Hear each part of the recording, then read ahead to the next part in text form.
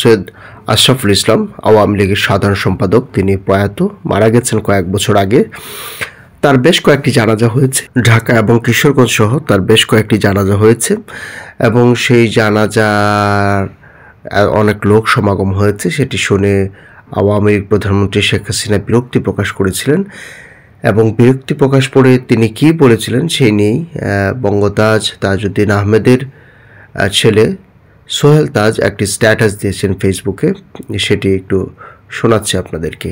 তিনি লিখেছেন, হাটে হাড়ি ভাঙ্গা প্রথম পর্ব।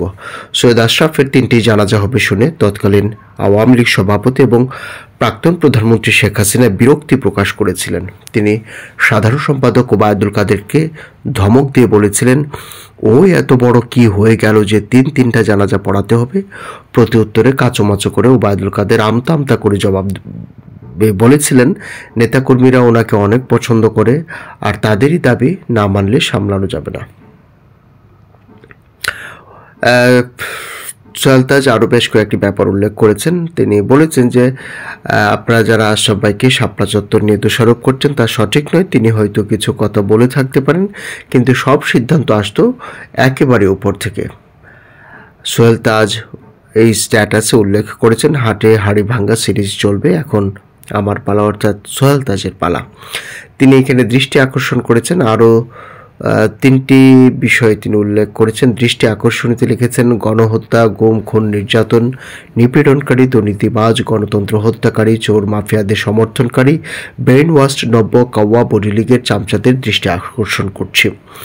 এবং বিশেষ দ্রষ্টব্য দিয়ে তিনি আরও 2 লাইন লিখেছেন, নীতি আদর্শ বিচ্যুত খারাপ মানুষের প্রশংসা আমার প্রয়োজন নাই, আমি আপনাদেরকে চিনি।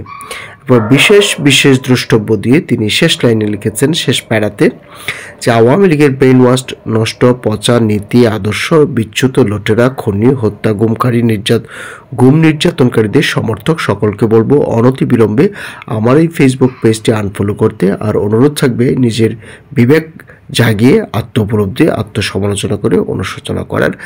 তিনি 2টি ছবি আপলোড করেছেন এই স্ট্যাটাসের সঙ্গে। একটি হচ্ছে ইতিহাস, তিনি বসে আছেন, তার ক্যাপশন লিখেছেন, ইতিহাস আড়াল করা, ইতিহাস বিকৃত করার শামিল সৈয়দ আশরাফুল ইসলাম।